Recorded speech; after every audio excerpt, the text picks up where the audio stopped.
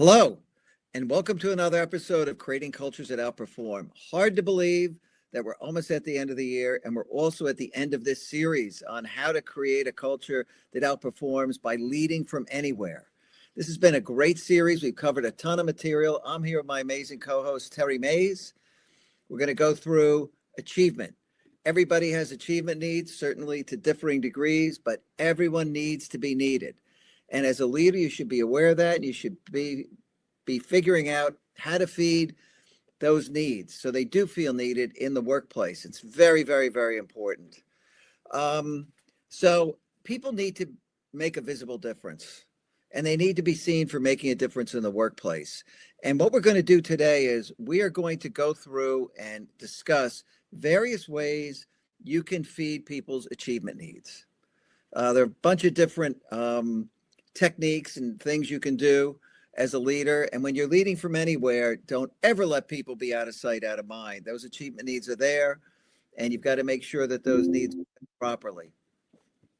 And I think I'll start off just with this. Believe in yourself. You're braver than you think, more talented than you know, and capable of more than you imagine. So for those of you who doubt you're a high achiever, you could do a lot. And as a leader, you can draw achievement out of people, even if they're a little fearful of achievement because they don't want to take risk and they self-handicap and say, hey, I'm not going to be able to do that probably. I don't think anybody could do that. You've got to help them over that hurdle. And so let's look at various forms of achievement and how you as a leader can do it. Now, look, people need to make a difference. Everyone's work matters. We make it clear how each person's work makes a real difference. No matter how minor the thing that the person is working on, it's there for a reason. They're making a difference. And it's good to point it out and share that with the team. And super important. It is, Frank. This is about valuing every person. You have to see the value in people and also recognize the unique value that each person brings. So when you recognize that, oh, hey, you're really good at that. I can remember I had a manager back in like 2016, maybe. And he said to me, I have a position and I think you'd be really good at it. It automatically boosted my morale. Yeah. I felt like, oh, wow, he's been watching me as an individual. He notices the value that I bring to the table. And he positioned me in a role that just played into my strong suits. Yeah. So it was as if he was being a leader, a great leader at that. Great leader. What you say, making you feel great, this is very important because achievement, recognition, influence, what that leader did for you causes dopamine to be released, creating a sense of pleasure and satisfaction in that individual. Yeah. And so this is also contagious. When people feel good and they smile, as we've covered in other episodes, that's contagious. And so these things are all so important. And it's free. Yes. It's one of those things you don't have to pay for.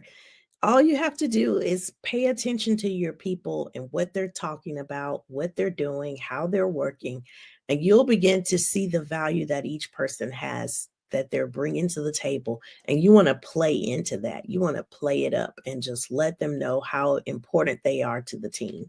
Oh, unbelievable. Makes a huge difference. Now, beyond making a difference, which everybody makes, this is the next level order, which is having an impact. And you want to make sure that as a leader, you want to make sure everybody gets a chance to work on high value, visible work from time to time. There's not enough high value work to go around. Not everybody's always doing high value work. People are doing things that matter for sure, and they're making a difference. But there are very important things that come along, and you've got to let people take turns in the spotlight. Don't be that horrible leader that says, well, this person never lets me down. This is high value. I'm giving it to them because it matters. You've got to rotate and give everybody a chance in the spotlight. No question. Yeah. And if you need to pair people up because there's a person that does deliver all the time, sometimes you can pair that person with someone that needs a little bit of coaching that can help bring them along. And now you're growing and developing people while you give them a chance to be in the spotlight. And it just puts a whole different spin on not trusting them at all because you feel like they're not going to deliver. So take the time to grow and develop your people. Don't just look at the ones that are overachievers, type A, high spirited people. Don't just deliver or give the opportunities to those people. Look for people that maybe they're kind of shrinking back. They don't like to be in the spotlight, but they want to be in the spotlight or something like that. You've always got those people that, they're just sitting back watching and they're wishing that they were in that position. Look for those people in your organization and bring them along. Pair them up with others if you need to, but give people a chance to shine. Everybody wants to feel like, oh, I did a great job and I got a chance to be recognized by everybody that I was doing a great job. Everybody has to have that need met. They've got to have that need met, and they've got to overcome, challenges in order to feel better about themselves. This ultimately comes down to their self-identity. You're not only building their confidence, you're boosting their self-identity, building resilience in that individual. You're helping improve the organization because you're really using the resources you have to the best. You're cultivating them. This stuff is just super important. And I think very few leaders think about it, but there's a whole array of achievement needs. And we'll take a look at another one, that everybody should be given some influence. People are overlooked. Not everyone is always given a voice. There's certain people, loud voices, who tend to drown out others. And you as a leader want to give everybody a certain amount of influence. And influence is certainly, greater levels of influence are earned because they're providing maybe better ideas, adding more value. Not everybody is equally capable, but everybody needs influence. Everybody needs to have a voice. No question. Yeah. Don't let anybody sit quiet and contribute nothing. Yeah, this is one of those areas where sometimes people are not comfortable speaking out in a big group.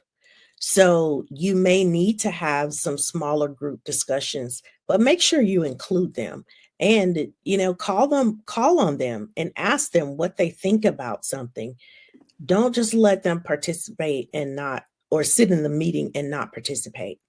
Bring them into the discussion, make them feel comfortable, let them know that that you want to hear their voice needs to be heard, and encourage that person that may be just kind of sitting quietly, because usually people are sitting quietly for a reason.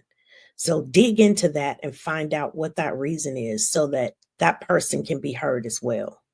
Yeah. Now, Terry brings up an important point. Not everybody wants to be that outspoken. Some people are introverts. You got to draw them out.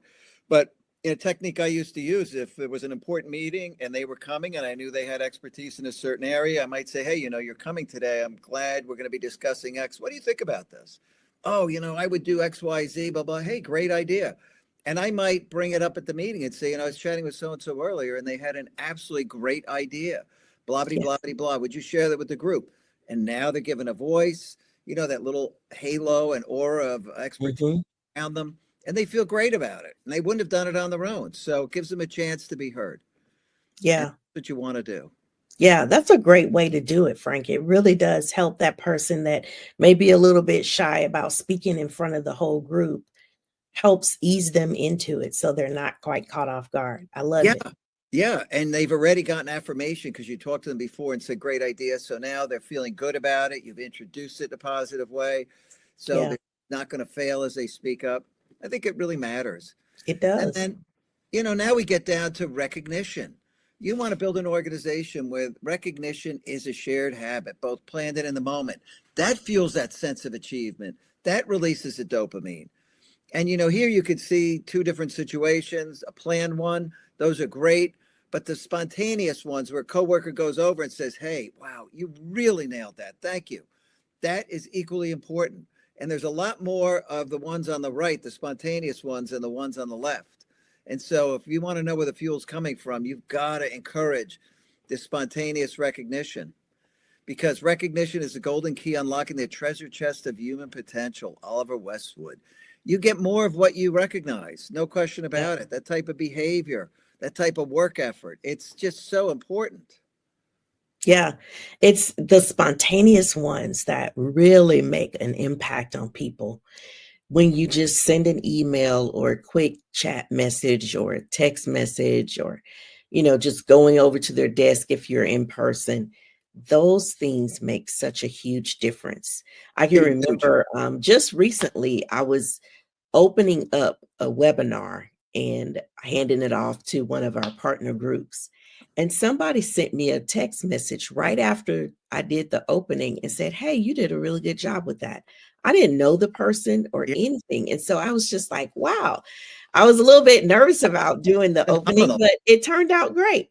And so I was like, man, that was just a nice touch to have Yeah. somebody reach out right in the moment. It was completely Well, that's spontaneous why you and are a say thank you. certified culture engineer, Terry. You're the real deal. Yeah, it was just so great. Like, even culture engineers need that Yeah, little bit of encouragement and that pat on the back, like, you can do it. Like, it just really does make such a difference. I it's was huge. totally surprised, and it really did make my day. It fuels passion, self-confidence, that Yeah, dopamine release. It's just these things really matter, and they're free, like Terry said. These are the things that help you build a great organization, regardless of where your people work. If they're remote, they're in the office. These are the things you got to do. And you yeah, can lead from anywhere if you do this. Absolutely, because you're going to fulfill all the needs of the people. They're going to love it. They're going to have a sense of belonging. They're going to be motivated. They're going to be talking up how great the place is. This stuff matters. yeah, And then, we'll get to reward here. Reward reflects contribution. People don't get the same reward. Not everybody contributes at the same level. And it's important that people know we reward people in proportion to the value they contribute. And it's best to define that value up front so people understand how it's being measured. However you do it, it's also got to be fair. And fair. this is the other thing that people overlook. We did fairness and equality in an earlier episode. Those are highly negative and corrosive. So it's got to be fair, which means if they did a lot, they get a bigger reward. If they didn't do much, they get a smaller reward. And that's the way the world works. But at the end of the day, this is important. It's that Yeah. drives achievement feelings of achievement that you got the reward and it was matched what you did. Yeah, you have to feel like your contributions matter, that you're going to be rewarded for the good work that you do. So when you work late and put in the overtime, you expect to be compensated for that.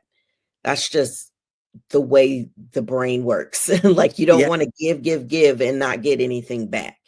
And so as a leader, you have to know that about people, that they want to know that their contributions, big or small, have made a difference. And this is a great way through rewards to show people, hey, I'm not just saying that you did a great job. I want to show you that you did a great job. Yeah. Yeah, absolutely. This is very important. And once again, regardless of the work style of the people, whether they're in the office or the remote, these human needs are there, and you've got to make sure they get met. Yes. Lastly, respect. We know respect. Everybody deserves respect because they're part of the human family. So that's the baseline. But people earn additional respect through contributions.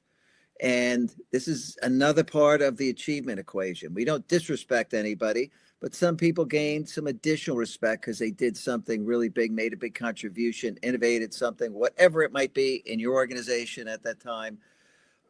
You want people to feel that respect because that's granted. And this is also one of those things that's very important. You don't want anybody to feel they're not respected in the place.